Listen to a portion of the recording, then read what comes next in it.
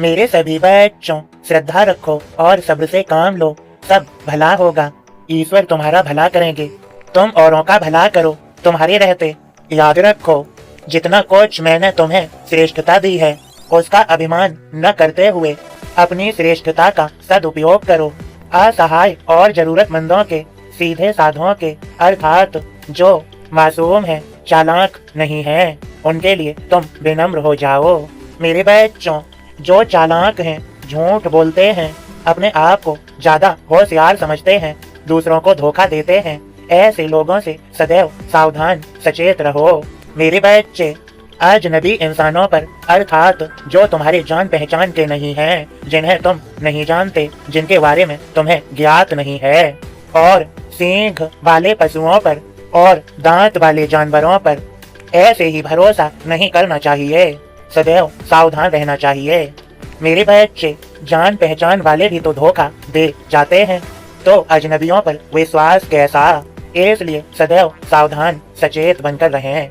मेरे बच्चे, तुम सीधे हो, इसलिए तुम दुनिया को सीधा समझते हो, अर्थात अच्छा समझते हो।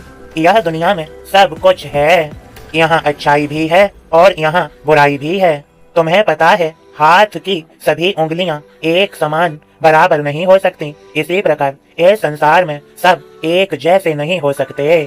कोई छोटा है, कोई बड़ा है, कोई उससे भी बड़ा है, तो और भी कोई बड़ा है, वह भी अहंकार न करे, प्रकृति उससे भी बड़ा उत्पन्न कर देगी। इस प्रकृति में माया है और माया के अंतर्गत सब कुछ है। पंच तत्व हैं, धरती, आकाश, अग्नि, जल, वायु, और पंच तत्व से निर्मित यहाँ पर बहुत कुछ है। यह शरीर है, यह पंच तत्व की साझेदारी ही तो है जो तुम्हें यह शरीर मिला है। इससे अच्छे कर्म कर लो, किसी को दुख मत दो, दे सकते हो तो खुशी दो।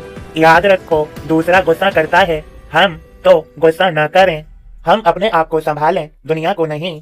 दूसरा गलत करता है, हम तो गलत ना करें। जिसने स्वयं पर विजय प्राप्त कर ली और उसने जीवन में परम सुख पा लिया, सफलता पा ली। मेरे बच्चों, तुम जहाँ भी रहते हो अपनों के साथ में, और तुम जहाँ भी जाते हो, जिस किसी से मिलते हो, तुम अपनी तरफ से नम्र और सभ्य बनो, अच्छे रहो।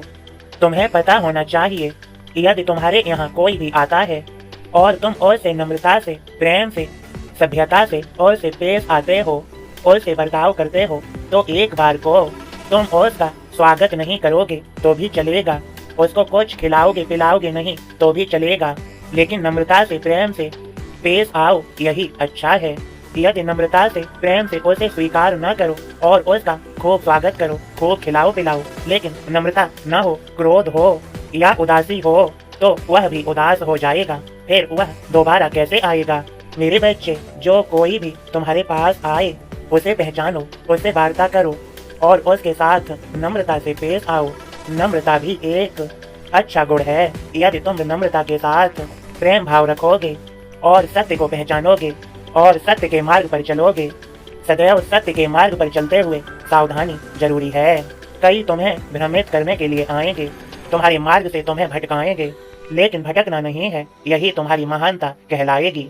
मेरे सभी बच्चों, तुम्हें सभी को मेरी कृपा भरा आशीर्वाद। बस संदेश इतना ही, खुश रहो, सबका मालिक एक।